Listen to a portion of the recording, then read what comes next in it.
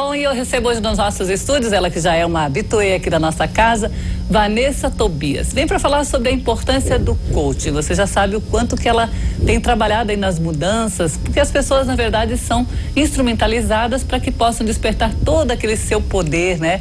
Aquele poder que elas dispõem mesmo pela sua característica, aproveitar o seu lado melhor, o seu lado mais produtivo e com certeza com paixão e comprometimento. Então, vamos falar hoje aqui de Life Coach, não é isso, Vanessa? Seja bem-vinda. Obrigada, eu sempre gosto de vir aqui, Luísa.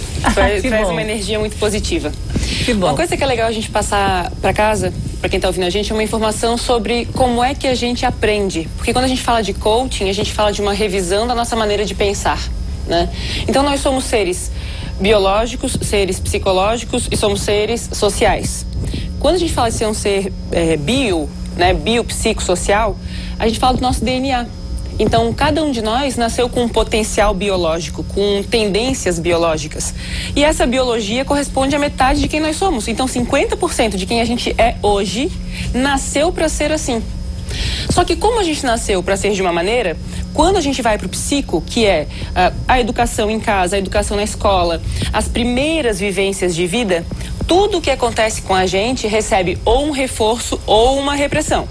Ou você, e já tem facilidade de se comunicar, recebe em casa uma educação que te estimula a ser ainda mais comunicativo, ou você recebe fica quieto, não fala nada. Dependendo do que aconteceu em casa com a gente pode ir para a vida muito preparado com as nossas tendências biológicas ou muito reprimido, esquecendo da nossa identidade real, esquecendo qual que é a nossa peça fundamental no relógio, que é esse grande universo que a gente vive hoje. O BCI de Nova York fez uma pesquisa que descobriu que 95% das pessoas do 0 aos 7 anos são consideradas gênios, né? São consideradas Albert Einstein, Steve Jobs, esses grandes que a gente admira hoje. 95% das pessoas nasceram para ser dessa forma e se mantém assim do 0 ao 7. Só que no momento em que a gente tem que aprender sobre os sensores, sobre os sentidos, que é do 0 ao 7, a escola já começa na educação a avaliar se a gente está certo ou errado, a dar nota. A gente já começa a ser escolhido ou não para o time de futebol ou de vôlei. E os grandes julgamentos da realidade, na estrutura educacional como ela é hoje, já começam a travar os nossos instintos.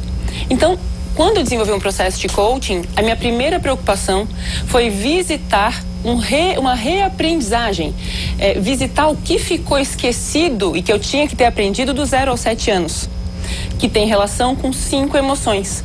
Então, o que trava uma pessoa para a vida tem relação com 5 emoções básicas. E se a gente não souber lidar com essas 5 emoções, a vida não flui em nenhuma idade.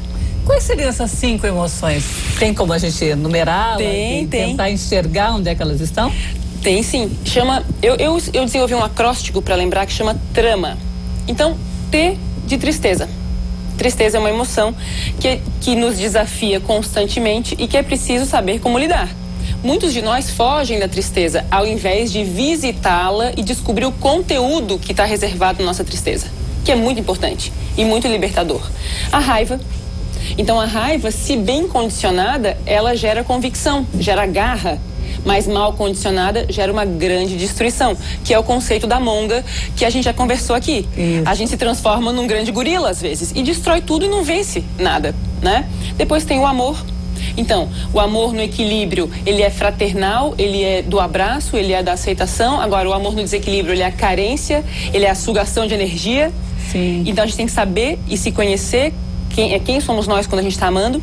O medo, porque com medo nós nos tornamos inseguros e nada mais frustrante do que olhar para trás e ver que a vida dependia da nossa coragem. Outro dia eu fiz uma pergunta numa palestra e faço aqui pra gente pensar, né? Se você tivesse toda a coragem do mundo no ano passado, ou essa semana, ou ontem, ou no almoço agora, você teria feito alguma coisa diferente? E se você tivesse agora toda a coragem do mundo, o que você faria? Então, o medo, ele é uma das grandes travas emocionais que hoje a gente vive, né? E a última emoção que deve ser conhecida é a alegria. Tu acreditas que a maior parte das pessoas tem dificuldade em sentir alegria? Não se sente merecedor de dançar, de dar risada, de curtir, de encontrar os amigos, de relaxar. Então a gente vem de uma geração super estressada, né? De uma geração que pensa que tem que trabalhar o tempo todo, sem de repente se dar ao luxo de interagir com alegria. E como isso também acontece, Vanessa, desculpa te interromper, na coisa da maternidade, né? Como as mães repetem nos filhos erros que as nossas mães cometeram com a gente às vezes, por excesso de zelo, por excesso de cuidar, que é meio que determinar a vida da pessoa. Isso é uma coisa que pode ser trabalhada também no coach? Claro, a gente desenvolveu, nós temos um médico obstetra na nossa equipe. E é coach também. Ah, você inclusive tem um curso para grávidas, claro. Obrigada por me dar a oportunidade de falar disso, né? Porque a gente desenvolveu o coaching para grávidas para começar a trabalhar o temperamento do bebê na barriga. É um conceito chamado epigenética, que está acima da genética. Dependendo do temperamento da mãe, a criança se desenvolve de uma maneira. Então, há muitos traumas que podem deixar de acontecer durante a gravidez se a pessoa for bem conduzida. Acontece que as pessoas que não desenvolvem as competências de cada fase da vida geram no futuro projeções nos outros de como eles deveriam ser para a gente ser feliz. Sim. Então, de repente, eu sou infeliz no meu casamento, então eu quero que minha filha case e seja feliz. Ao invés de eu procurar um relacionamento amoroso que me faça bem. Se eu fui frustrado no meu trabalho, eu quero que o meu filho trabalhe e seja feliz no trabalho. Se eu não ganhei dinheiro, eu quero que meu filho ganhe. Porque fica fácil transferir a responsabilidade para outra pessoa, né? Então, tanto no processo de coaching de vida, tanto no processo de coaching para grávidas, no coaching executivo, a responsabilização é o básico. Então funciona muito, a gente desenvolveu, são 10 profissionais no coaching para grávidas. Uma equipe que durante 40 horas informa, faz dinâmicas para garantir que a grávida pegue a responsabilidade e desenvolva uma criança que venha para o mundo não só para ser filho dela, mas que venha para ser um cidadão.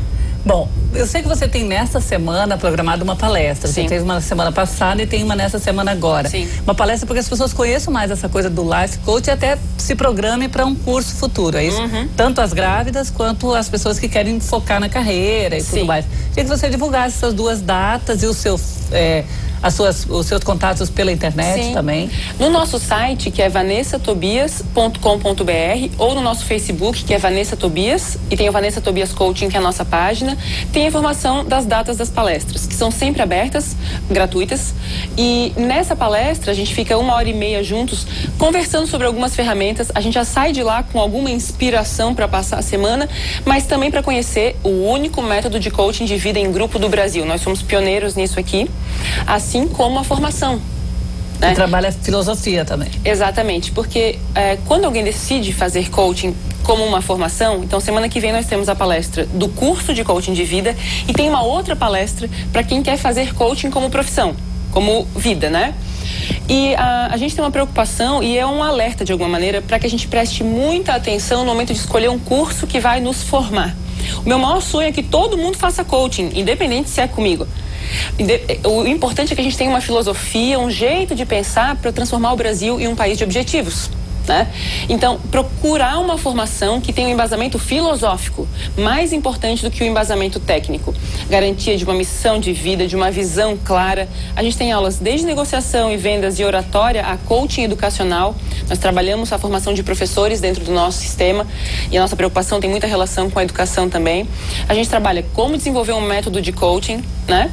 E tem coisas que são inovadoras que só na palestra que a gente vai saber. Bom, e ela é sempre a nossa convidada para voltar aqui quantas vezes quiser para falar, porque é sempre muito agradável também essa energia que você passa pra gente. Muito obrigada, Vanessa, sucesso sempre. Obrigada. No próximo bloco eu vou conversar com o Iron, um cantor que é um exemplo, passou numa das palestras e passou num dos cursos da Vanessa com imersão total e com capacidade de mudar o foco da sua carreira. Depois do intervalo a gente conversa com ele.